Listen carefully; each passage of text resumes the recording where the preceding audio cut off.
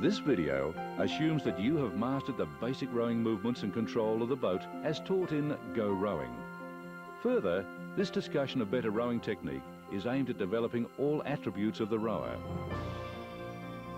To go as fast as possible over the 2,000 metres, it is difficult to separate any part of the mental, physical and technical preparation triangle. It is also assumed that you have a correctly rigged boat, because if the boat is poorly set up, good technique will be impossible.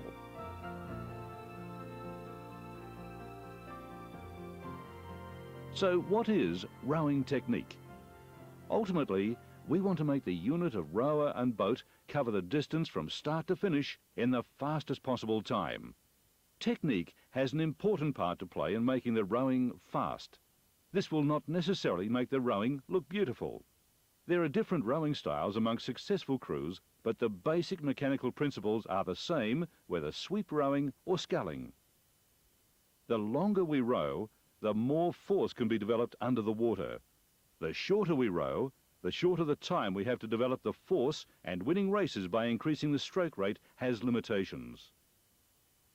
Individual differences will always be seen, and as rowing is not like gymnastics or ice skating, we do not need to look pretty to win races.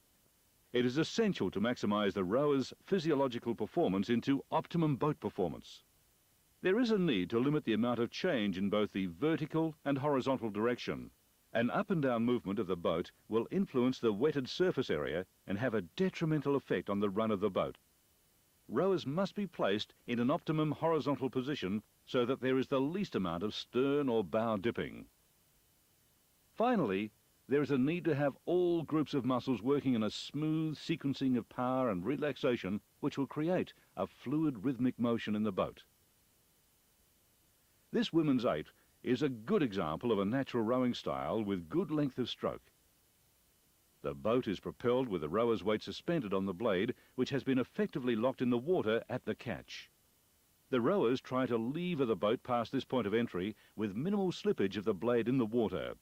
Note that they are not trying to move the blade or water past the boat. The basic principles of the rowing stroke apply to both sweep and sculling, so this video will use demonstrations from both and just highlight some differences. We will look at blade work, the body positions and the grip of the handle during the phases of the rowing stroke.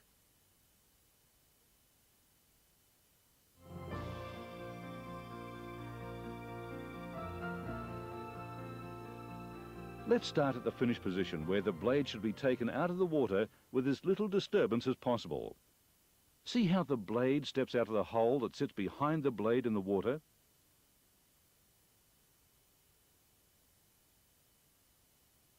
In sweep rowing, the outside hand taps the handle down and the inside hand feathers the blade. Note also how the body has stayed parallel with the handle and has rotated so that the outside shoulder is carried around with the outside arm slightly elevated. In sculling, the finish angle is restricted to 45 degrees because of the body-hand position. However, rowers' maximum force will have been applied if the hands have moved in overlapping semicircles. The upper body remains in a tall, relaxed position with the chest behind the oar handle, the elbows to the side, forearms parallel to the water.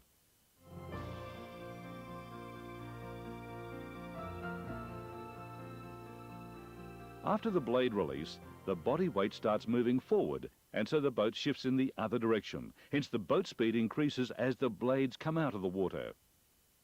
On the way forward, this boat speed slows down because we are not applying a force anymore.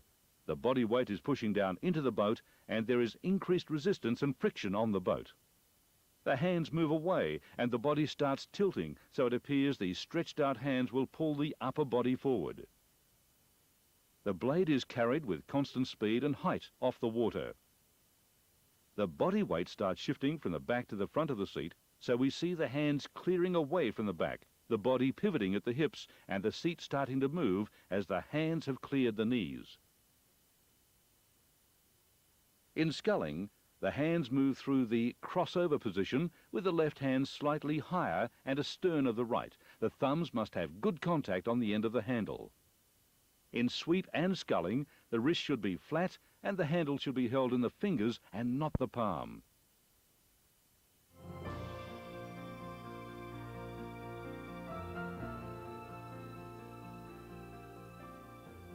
At the half slide position, we want to have the forward angle of the body set with the arms outstretched so that the front chocks are approached with focus only on the hand-seat coordination. So many times we see that the rower does not have the body angle set by half slide, and they then have to focus on gaining additional body length as well as hands and seat coordination in approaching the catch. In sweep rowing, the body must continue to rotate from the hips to ensure that the shoulders stay parallel to the oar handle. The blade should begin to square with a smooth action as the hands pass over the ankles, the inside hand controlling this in sweep rowing, and as in sculling, the fingers squeezing the handle toward the base of the fingers. There should be no big wrist movement to roll the blade from the feather to square position.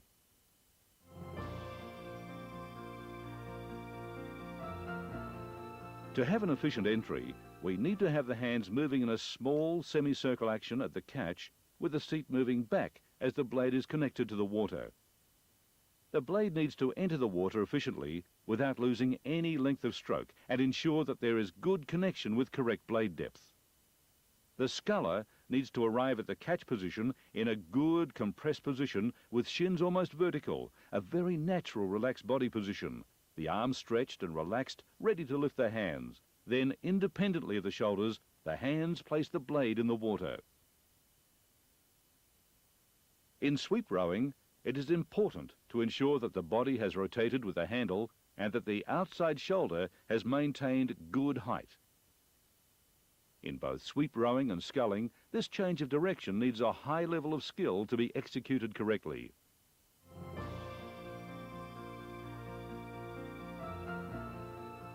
The drive is initiated with the legs. The rower must first push the legs and then hang the body weight off the handle through the drive. This sequence of placing the blade in the water first and then commencing the drive with the legs is very important for efficient stroke length. With the blade already in the water, the muscles of the back, shoulders and arms provide a firm connection and transition from the leg drive to the blades. This way, the body weight is suspended and moves horizontally towards the bow. The only change that occurs is the knee angle, which is not as sharp as at the catch. The blade should be buried just below the water surface and maintain this depth through to the finish. During the drive, the wrists are flat. In sculling, the thumb still remains over the end and the palm should not touch the oar handle. In sweep rowing, the hand should be 2 fists apart, and even though both arms are straight, more pressure is taken by the outside shoulder and arm as the force is worked around the pin.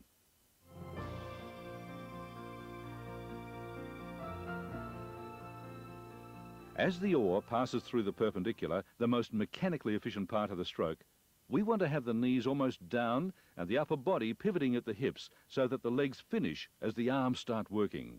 During the last part of the stroke, the knees are completely down and the upper body is in a tall position with slight layback behind the vertical.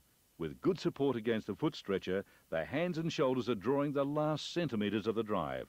This overlap of the main muscle groups makes the whole stroke work with good connection against the blade. Let's watch again to see that there should always be 2 muscle groups coordinating together in order to get the maximum power application. Legs first. Legs and body working together.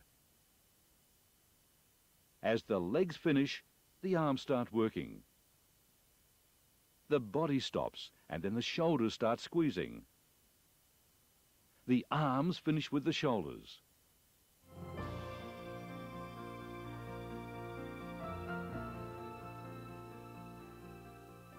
Now let's focus on the rhythm and ratio in these examples of very good rowing. The rowing looks easy and there is a lot of boat run. Note the distance between finished puddles.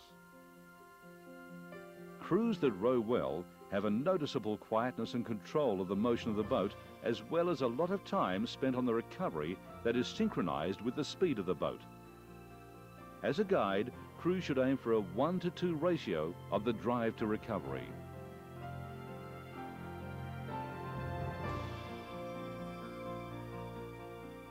Rowing coaches are taught how to video to make analysis of technique easier for the rower. Make sure that you have good video footage available and ask a coach to help you analyse your technique. It is usual to try and correct technique from the finish position. The catch is the most difficult to execute correctly, and if the finish recovery are correct, it makes the seat-hand coordination at the catch much easier. When watching a boat with many faults, you might question where to start and how to correct it. Follow these steps to successfully improve your technique. Step 1. Analyse, compare and identify faults. It is important to be able to identify good, efficient movement versus bad, inefficient movement of both the blade work and body positions. Let's have a look at correct blade work with horizontal recovery, direct clean catch, deep horizontal drive in the water with a clean release.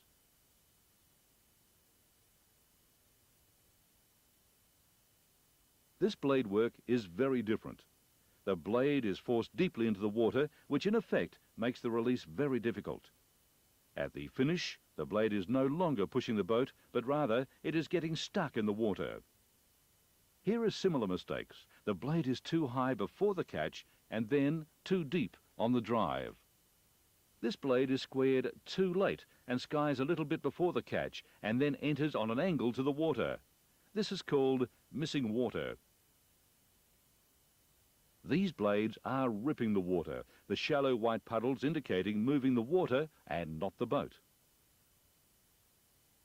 Skying of the blades is usually caused by dropping the hands and the outside shoulder directly before the catch. Viewed from far away, it is quite noticeable that this boat is not moving very well in spite of the effort. This happens because of the very uniform skying by the whole crew. This correlates to a check in the boat and a heavy feeling for the rowers. Now let's have a look at correct blade work. The blade is locked in the water and moving the boat. There is a clean send of the boat at the finish. Try to memorize this correct blade work to make it easier to analyze your own faults. The most efficient way to analyze body position is to look at the phases of the rowing stroke and follow a simple checklist for the most important angles: knee angle, upper body angle, and the arms position.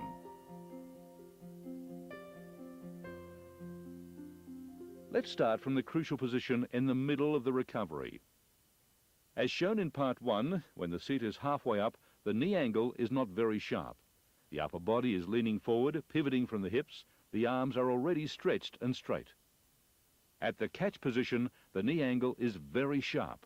The seat is at the front stops and the body angle is not changed. Arms are straight and almost horizontal. In this footage, there is correct knee and body angle and good natural reach, but with the move to the catch position, we notice that there is no more use of the slide. The whole upper body collapses to the knees and does not look like a very strong position. Here is an example of the outside shoulder collapsing down before the catch. This rower does not have enough body preparation by half slide. As a result, there is a dive at the catch, and this creates skying, missing, and then hitting the water. This is a very similar case of diving and overreaching at the last moment. This rower seems to have quite correct position at the catch. Only some stiffness in the arms and drop of the outside shoulder indicates some problems may occur with increased boat speed. After this series of different mistakes, let's have another look at correct body positions before the moment of the catch.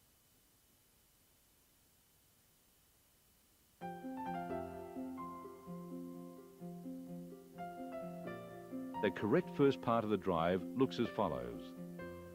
Knees down a little, body angle has changed very little or not at all, arms are straight and almost horizontal.